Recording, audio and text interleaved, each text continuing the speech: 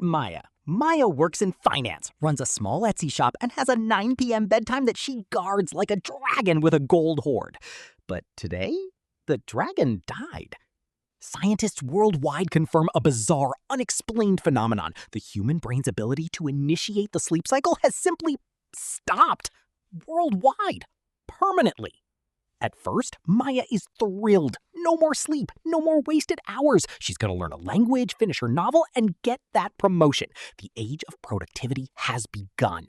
And for the first week, it works. The stock market goes vertical. Everyone pulls all-nighters. The 24-hour economy becomes the 168-hour economy. It's the greatest productivity boom in human history.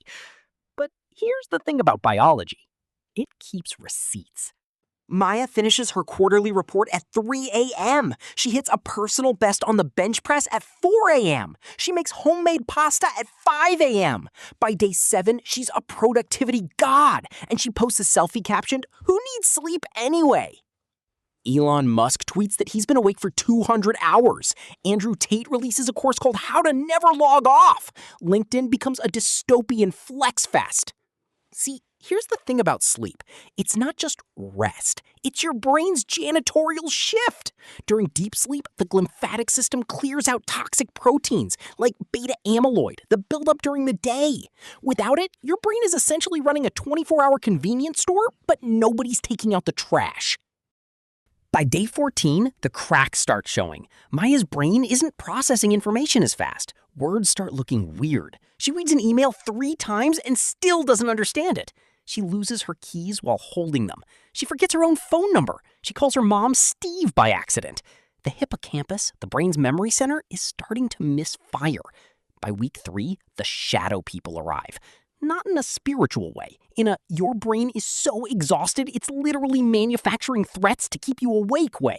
Maya is now best friends with a shadow named Gary. Gary gives terrible financial advice. Think of sleep as your brain's charging cable. Without it, you're running on 3% power all day, every day.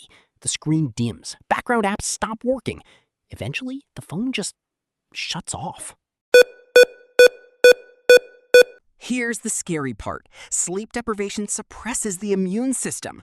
Without the cytokines that are only released during sleep, Maya catches a cold that turns into pneumonia. She's now fighting for her life while being awake. Microsleeps. The brain is so desperate that it forces a 1 to 3 second shutdown no matter what you're doing. Maya almost ends up in a ditch. She's not alone. Car accidents spike by 800% globally.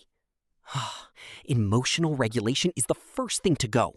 Without REM sleep to process emotions, people become irritable, paranoid, and violent. Civilization doesn't collapse in a fire, it collapses in a collective sleepless tantrum. At this point, Maya's brain has so much toxic plaque buildup that it's basically a hoarder's house that's caught fire. You can't think, you can't learn, you're just existing.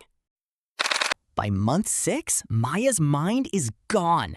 The long-term effects of total sleep deprivation on the brain are irreversible.